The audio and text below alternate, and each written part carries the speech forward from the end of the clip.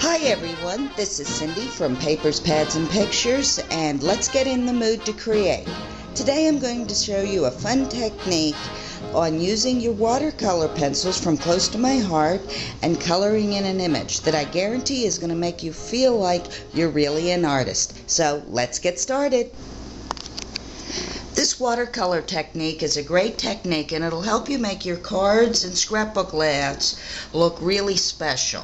First thing we're going to do is start with our image. What I'm using here today is an image from Enjoy Every Moment, and it's a heat embossed daisy. And to begin our watercolor project, you need the pencils you've selected for your colors. I have a few colors here I've picked out already.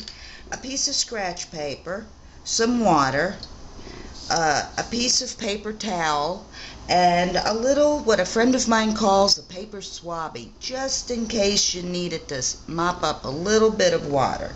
You also need the most important thing, which are your paintbrushes.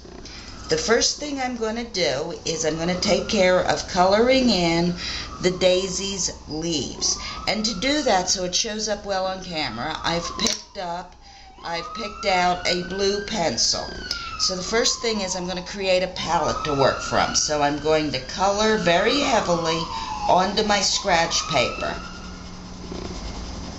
and lay down some color onto the scratch paper. The next thing I'm going to do is I'm going to wet my brush, and I have to make sure, very important, that there's no color from any previous projects left in your brush.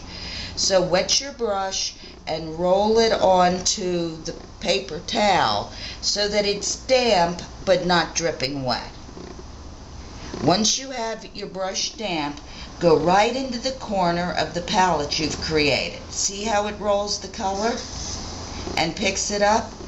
And now you just begin to paint your leaves.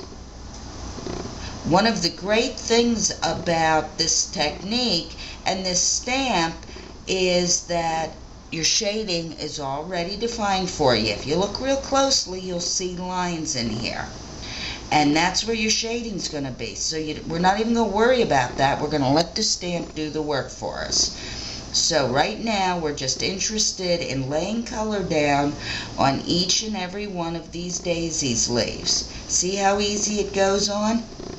And you'll know when you need to wet your brush a little bit more and pick up a little bit more color, because see how the color's beginning to fade on me? So I'm going to start again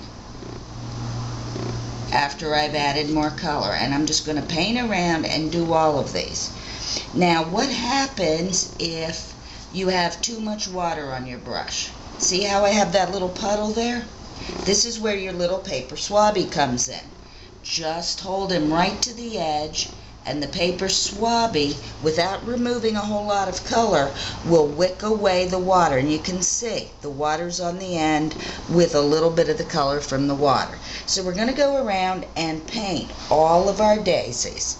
And then I'm going to start talking about shading.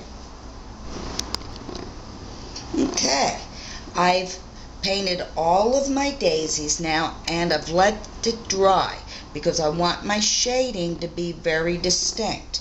So what I'm doing is I've got a thinner brush this time because I'm going to paint along these lines that you see in the stamp. So I'm going to wet my brush.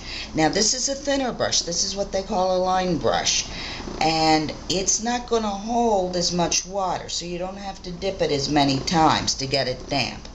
So right here I'm going to go into the edge like I did before, and I've taken the liberty to color out for my leaves and also for my centers.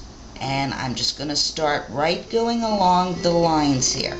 And see how the stamp is doing the work and naturally shows us where we need to put our shade lines. And I'm just going to go along and paint out the lines.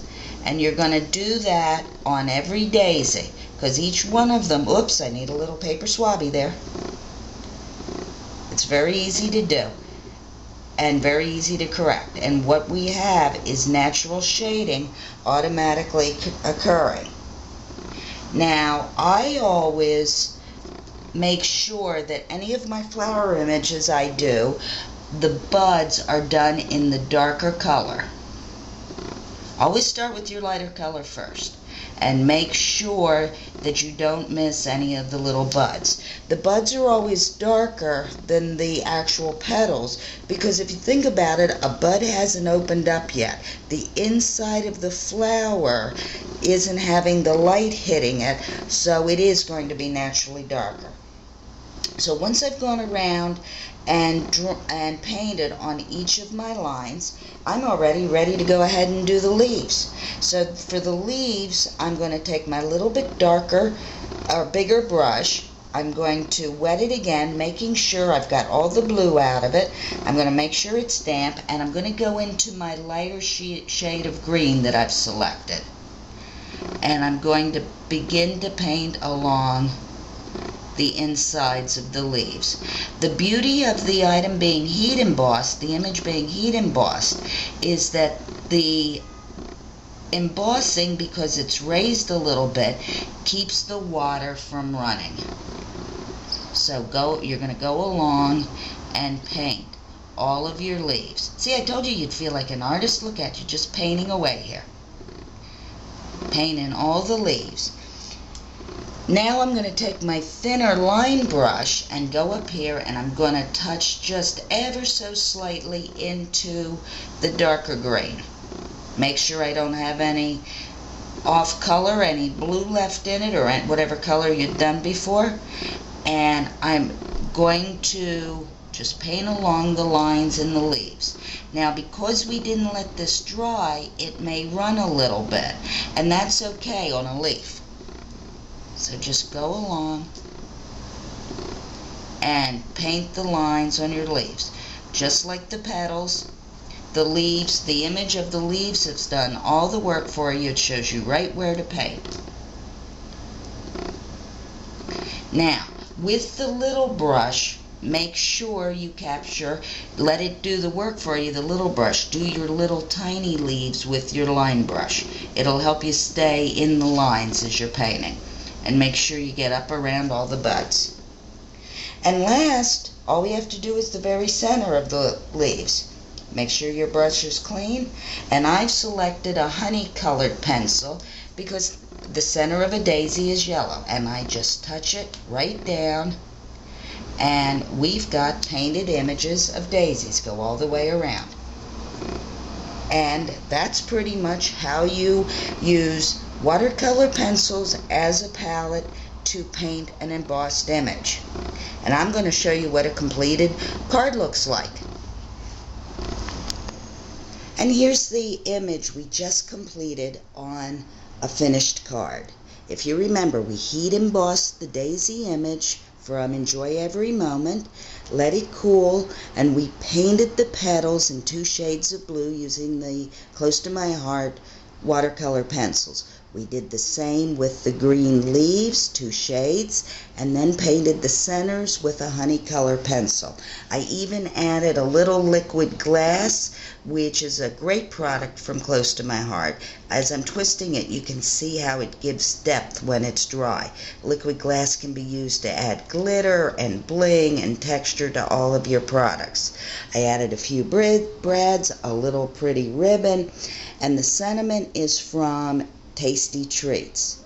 I hope you'll look for more Papers, Pads, and Pictures tutorials, and let's always be in the mood to create. For now, happy crafting.